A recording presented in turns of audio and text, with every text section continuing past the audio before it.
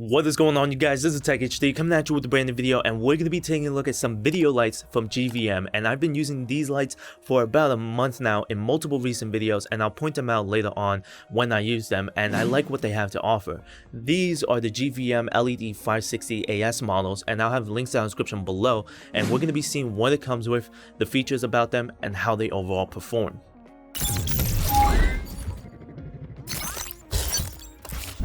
So first, taking a look at what it comes with a nice carrying case for easy traveling, and it fits everything in it.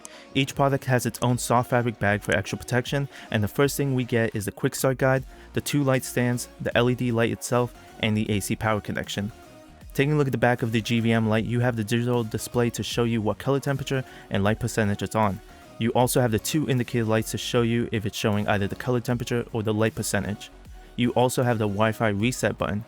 Then below that, you have the 2 knobs to control the brightness and the color temperature.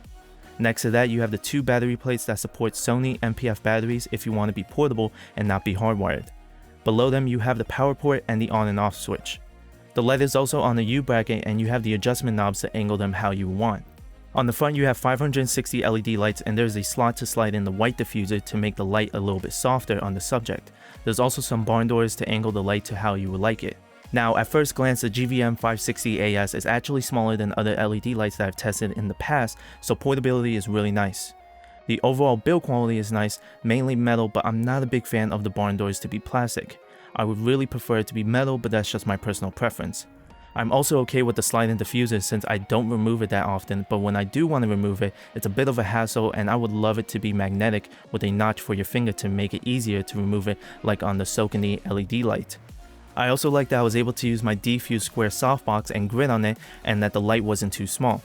GVM also offers the softbox and grid version for the 560 AS, which is a better choice, but I already own the D-Fuse and it works just fine for me.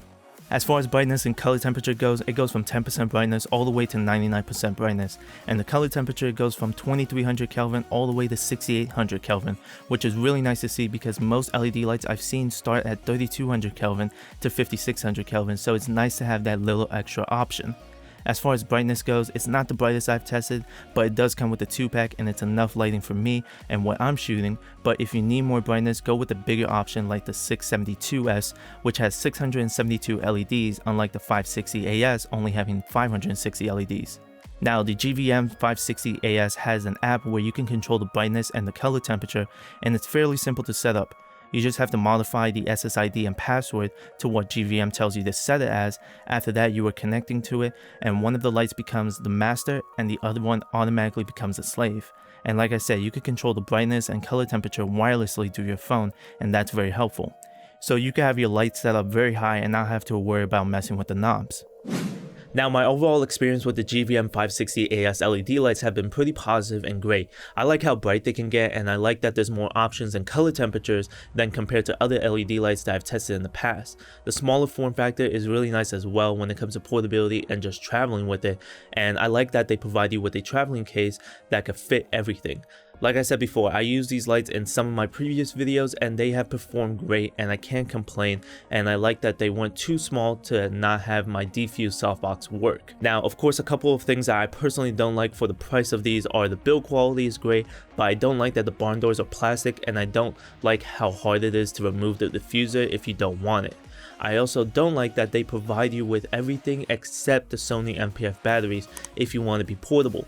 That's another thing that you would need to buy, and I already have some, but for those of you guys that don't have any extra NP-F batteries lying around, you would need to buy some. And lastly, the light stand provided is decent in quality but not the best, and when it's set pretty high, it tilts forward a bit to the point that I'm afraid it's gonna fall over, so I make sure to secure mine with sandbags, so just keep that in mind.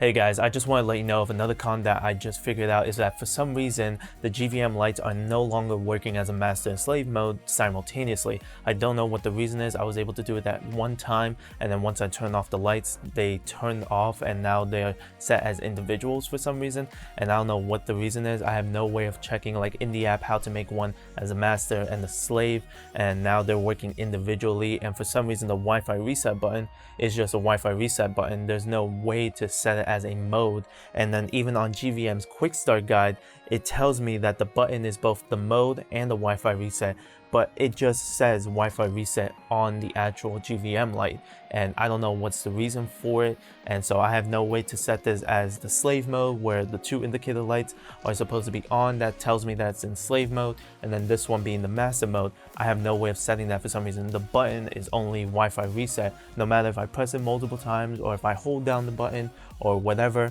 it just does the Wi-Fi reset. So these are acting individually, so I can't control them simultaneously, which really sucks. And so there's nothing on the app that tells me on how to do it as well. So I really don't like that. It's giving me more issues, and for some reason I just have no way of getting them to actually work. I would like an actual dedicated remote instead of using constantly like an app, or have them connected to Bluetooth. I feel like that's more reliable, because I've had LED lights that work through Bluetooth and they just pair automatically as 2 devices as 1 device. But for some reason this way is just not working for me, and so that's another con that I just figured out. Overall, if you're just going to set the lights in a stationary setup and just have them plugged in all the time like what I usually do, then these will be a great option. But let me know what you guys think down in the comments below. If there's any questions or concerns, and everything will be linked down in the description below. Thank you guys so much for watching. I hope you guys enjoyed the video. Please like, comment, and subscribe. Turn on post notifications so that you guys can be notified whenever I upload a new video. Follow me on Twitter, YouTube, Instagram, and Twitch. As always, TechHD. I'll catch you guys in the next video. Peace!